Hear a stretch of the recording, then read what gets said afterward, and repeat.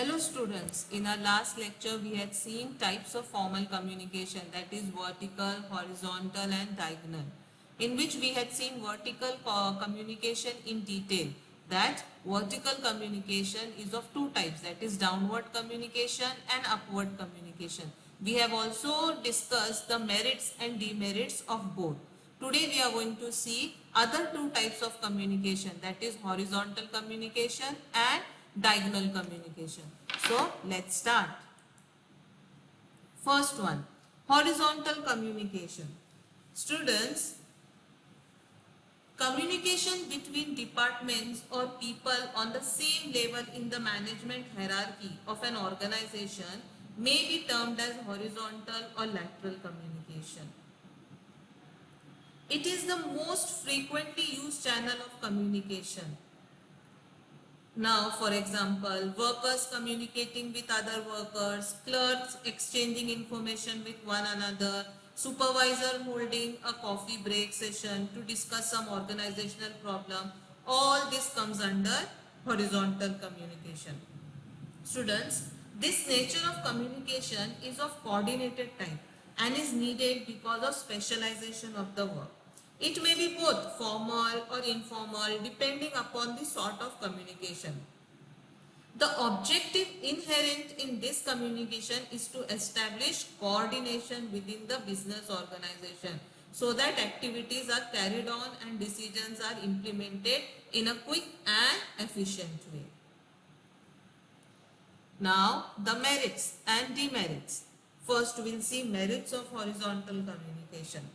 Like you can say, students, it saves time because in horizontal channel of communication, on the spot decisions are taken in urgent situation in their organization. Because the people of equal rank are there, they discuss with each other everything and they give feedback to it. After that, coordination and cooperation. Horizontal channel of communication is of great help to bring coordination and greater cooperation between the staff. Because these people of equal rank, like the clerks or you can say the managers, they all are of equal rank. So if they discuss the thing with each other and solve the matter, so you can say there is coordination and cooperation between each other. After that, efficiency. Horizontal communication ensures efficiency and better result. It is only because of coordination and cooperation. As they are at equal level, they discuss the things with each other nicely. They have face-to-face discussion with them. So because of that, what happened? Matter solves very easily and in less period of time. Increase productivity. Student, horizontal channel of communication succeeds in increasing productivity and efficiency of the staff because as they are discussing all the matter with each other, their matter is being solved. So because of that, less time is being used and the product are made very nicely. There is no, you can say, flaw in it. After that, immediate feedback. Horizontal communication is generally oral or personal and chances of misunderstanding are much less as the feedback is immediate. After that, removes jealousy. Horizontal channel removes jealousy, misunderstanding, etc. among the person because of equal status in the organization. The managers are not jealous of each other or the clerks are not jealous of each other because they know their level is same, they are being paid same salary, so they don't have anything to be feel insecure about. Afterwards checks grapevine. Now grapevine here you can say of rumors here because as they are at equal level, so all these employees are close to each other. They know what is going on here in the organization. So because of if any problem is, even if any problem is there, they can discuss the matter directly and personally. So there is no chance for the third person to pass on the false information or pass on any rumor here. After that, we will see what are the demerits. Now, jealousy among the superior rank. Now, in horizontal communication, if jealousy or misunderstanding exists between any two persons, of equal status, it will not allow the smooth functioning of the organization. If they are feeling very insecure with each other, though they are at equal level, they feel very insecure, they don't trust each other. So they can be, it can be a, you can say, a drawback for an organization. After that, disruption if used in excess. Now, if there is too much horizontal communication, means if the people at equal level may, for example, the managers or for the clerks or the employees also you can say, if they are discussing the matters with each other, they are discussing the matters with each other, they are not consulting the senior authority, or they are not even consulting the people at the top management, so it can create a problem for the organization. After that, feeling of frustration. Now, horizontal communication is the feeling of frustration and inadequacy that the department heads get when they meet.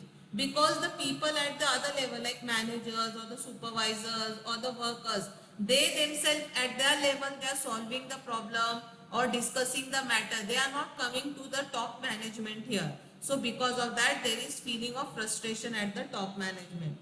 After that, waste of time in gossiping. Now, horizontal communication make the employees too much friendly because they are at equal level. So there is possibility that they will waste time in their gossiping with each other. They become friendly with each other, because if it is the communication is upward or downward, or you can say if it is formal communication, so people they don't waste their time, they just give the information and they leave it. But here, as these people are at equal rank, so they become very friendly with each other. After that, interdepartmental rivalry. In horizontal communication, there may be unhealthy competition among various departments in the organization. Now, suppose the supervisors, all supervisors may have problem with all the managers, like that. So, because of that, you can say there is lot of conflict or rivalry in the organization. Therefore, an organization prefers vertical communication, so that there is an effective line of authority. There is no groupism here. Understood? Now, after that, we will see what is the next type, that is diagonal communication. Now, student, this communication, diagonal communication, is also known as line and staff communication. Sometimes experts are appointed to provide their best advisor to the line authorities. This staff personnel work in an advisory capacity, means they pass on the information from the lower level to the top, or from the top level to the lower level here. They are the people who are being appointed to give, you can say, suggestions which are beneficial for the organization. But here it depends upon the line authorities whether to accept their suggestion or to return their reports after going through the content submitted by the staff personnel. If they want, they can pay heed to it, otherwise they can just ignore it. It depends upon the top management authorities here.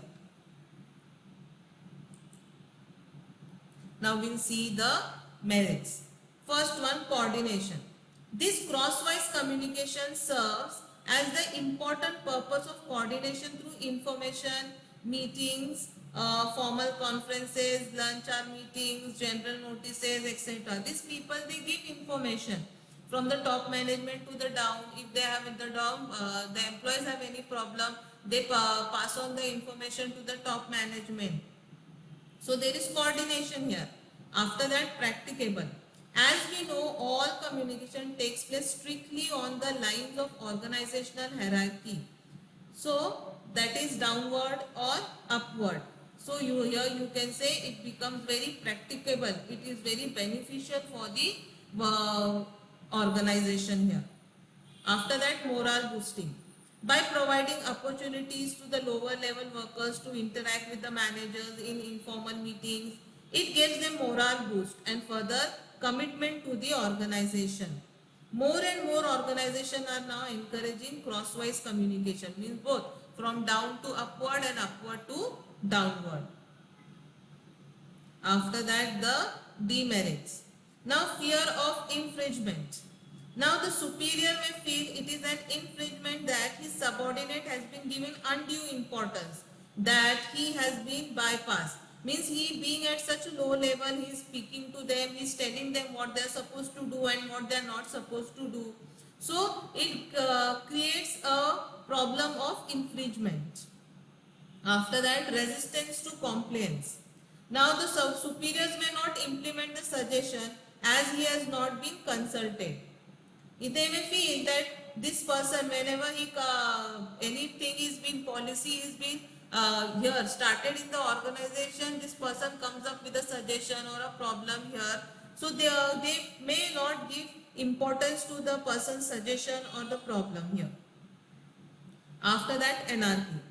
The lack of accepted procedures may lead to internal anarchy. Means if the person, employees may feel that though we are giving the suggestion or though we are telling them about a problem, they are not listening to us. They are not solving our problem. So it can cause enmity between the or within the organization here. I hope you have understood this. So today we have done two types of communication, that is horizontal communication and the other one is diagonal communication. Go through the video and study. Thank you.